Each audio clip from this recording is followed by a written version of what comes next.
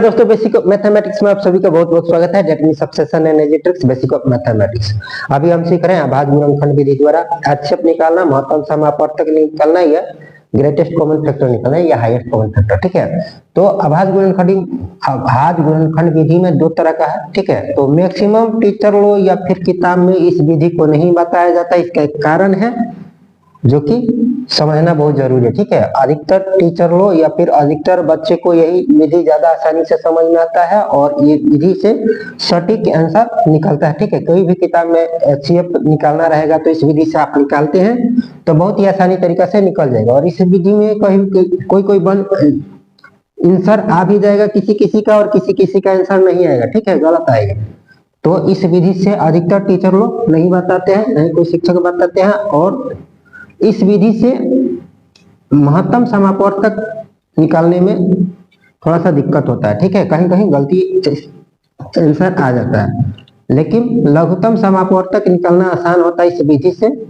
और LCM निकालना इस विधि से निकालना आसान है और इस विधि से भी निकालना आसान होता है। ठीक है, उसी को समझते हैं। देखिए, ये अभाज्य गुणनखंड विधि का दो तरीका दिया हुआ है। इस विधि से सबको निकाल दिया है। पहले 36 को निकाले हैं, 36 से 2 से किए हैं तो 18 आया, फिर 2 से किए तो 9 आया, फिर 3 से पहाड़ा में 9 मेरा 3 बार में आया और फिर ये यहाँ पर हो गया समखंड विधि में। अब इसको गुणज के रूप में लिख दिए हैं। जो आया है इसको गुणज के रूप में इधर से लिख दिए हैं।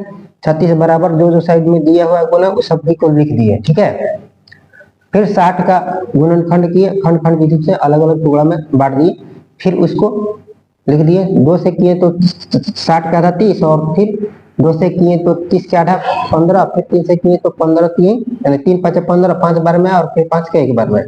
फिर इसको भी 60 बराबर इसको गुणज के रूप में जो आया हुआ है सभी को लिख दिए। उसके बाद 72 का इस तरह से 2 से किए तो 72 का आधा 36, फिर 2 से किए तो 36 का आधा 18, फिर 2 से किए तो 18 का आधा 9 और फिर 9 3 के पहाड़ा में 3 बार में है और फिर 3 एक बार में है। ठीक है, इसको भी लिख दिए। इस विधि में क्या करते हैं कि तीन वो दिया हुआ है। ठीक है, 36 60 और 72, तो तीनों में जो मैच करेगा उसी को लिखेंगे। ठीक है, HCF निकालेंगे तो यहाँ पर तीनों में मैच करेगा। ये 2 मैच कर गया, फिर तीन अंक का रहेगा तो तीनों में मैच करना चाहिए और 2 अंक का रहेगा तो दोनों संख्या में मैच करना चाहिए। ठीक है, तो ही बनेगा, मतलब सटीक आंसर आएगा। आप देखिए यहाँ पर 3 है और इसमें 3 है तो 2 में मैच करेगा तो हम उसको घेरा नहीं करेंगे। ठीक है, और इसमें और कोई नहीं, एक मिल रहा तो एक को लिख भी सकते हैं और नहीं भी लिख सकते हैं। एक लिखने और न लिखने से गुना में कोई प्रभाव नहीं पड़ता है। ठीक है, तो अब लिखेंगे यहाँ पर 36 60 और 72 का HCF। ठीक है, जो मैच किया है बस उसी को लिखेंगे, जो मैच नहीं किया है उसको नहीं लिखेंगे। 2 गुना 2 गुना 3 बराबर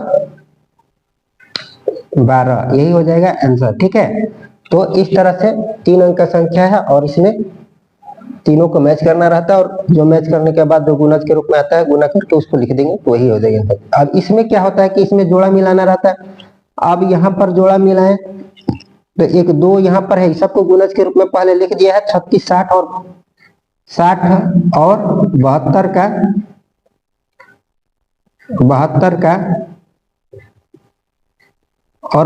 का लघुत्तम समापवर्तक। ठीक है, अब इस सबको गुणज के रूप में लिख दिए। यहाँ पर इसमें क्या होता है कि जोड़ा मिलाना पड़ता है। यहाँ पर 1 2 है और यहाँ पर 2 है, यहाँ पर 3 है, यहाँ पर 3 है, यहाँ पर और कोई जोड़ा मिल ही नहीं रहा।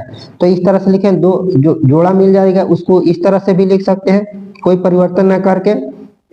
ठीक है, 3 गुना 3, ये भी यहाँ पर जोड़ा मिल गया और फिर गुना 1 गुना 5 गुना 2। अब यहाँ कोई नहीं मिल रहा तो यहाँ पर लिखेंगे, जो जोड़ा मिल जाता है बस उसको एक ही बार लिखते हैं 2, और यहाँ पर भी 3 का जोड़ा मिल गया तो इसको भी एक ही बार लिखेंगे 3। तो यहाँ पर क्या हुआ कि इसका आंसर क्या हो गया 6 हो गया। ठीक है, तो जो कि सरासर गलत हो गया। इसी कारण है कि इस विधि से HCF नहीं निकाला जाता है, अभी कोई भी टीचर नहीं बताते हैं इस विधि से। इस विधि से LCM निकालना आसान होता है, लघुत्तम समापवर्तक निकालना या लोएस्ट कॉमन फैक्टर। ठीक है, तो अधिकतर टीचर लोग इसी विधि को अपनाते हैं। आप भी इसी विधि को अपनाइएगा क्योंकि इस विधि से सटीक आंसर निकलता है और सही इंफॉर्मेशन निकलता है। इस विधि से HCF नहीं निकालिएगा। इस विधि में होता क्या है कि कोई कोई आंसर सटीक आ जाएगा और कोई कोई आंसर सटीक नहीं आएगा। किताब में देखिएगा कि आपको जो भी विधि, अपवर्तक का विधि या भाग विधि या फिर अभाज्य गुणनखंड विधि में जो भी आपको आसानी लगे उसको आप आसानी से, नहीं यहाँ लॉस नहीं है, मौसा होगा।